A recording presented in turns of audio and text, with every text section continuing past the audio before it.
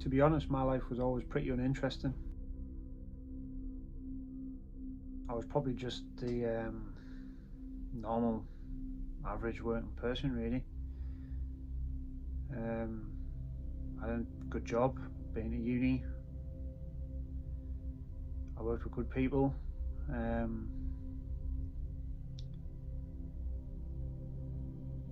But I was quite lucky. I had a good family. I had a beautiful wife.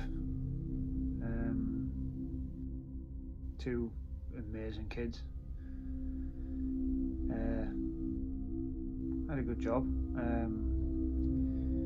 We got to do nice things. We got to spend a lot of time together, which was, it's always a bonus. I figured my life would just be settling in at the rat race. We bought a house, the kids would grow up, they'd move out, we'd retire, circle of life, I guess. That changed a little bit one day. I should have knew something was up because we scored 6 goals in the World Cup, so it was always going to be a strange day. And I went to bed that night, and that was my last normal night without being a cancer patient. If I remember right, by a hell of a lot of commotion, and there was 2 paramedics. My parents stood in my bedroom, basically telling me I'd had a seizure. And I kind of remember coming round a bit as I was getting led down the stairs in the ambulance. But by the time the fresh air hit me outside, I felt fine. And off I went to A&E.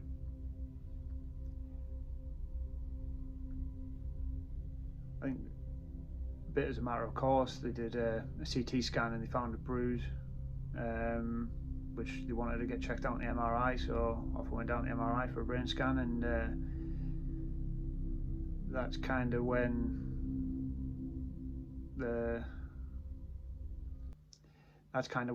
my world kind of came crashing down at that point.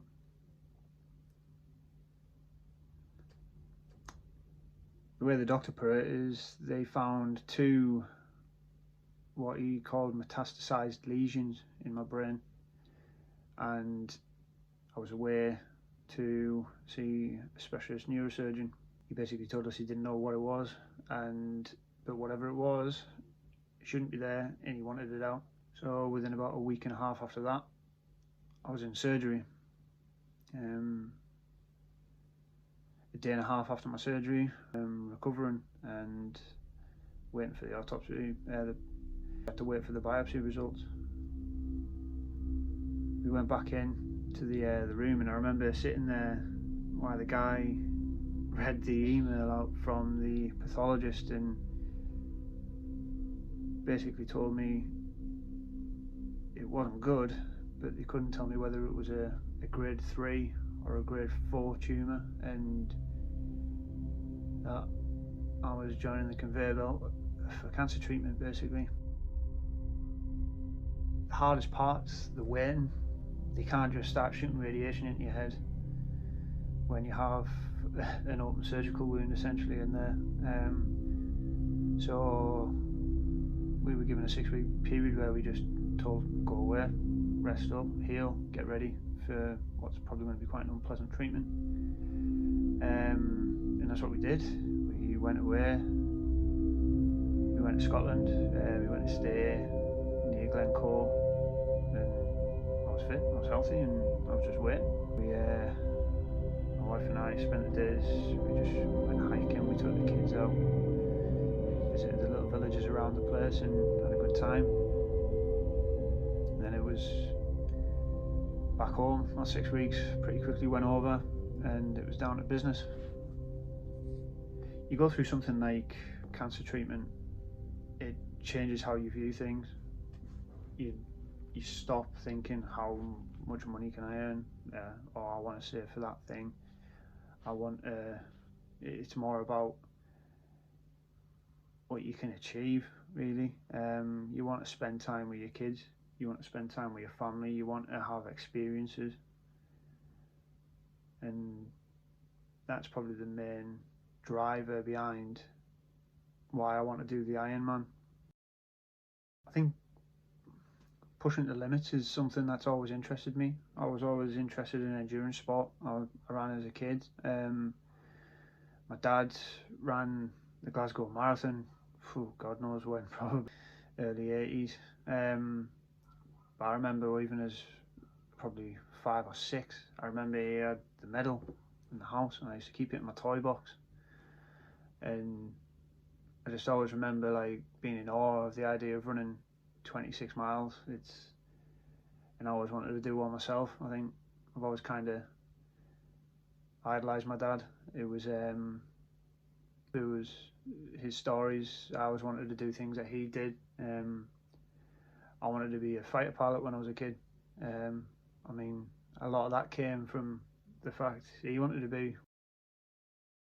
After sort of basically my body taking a punishment through treatment, surgery, radiation, things like that, and having this like interest in endurance sports, I want to see how far I can push it. I want to know if I can get to the end of that race, that event.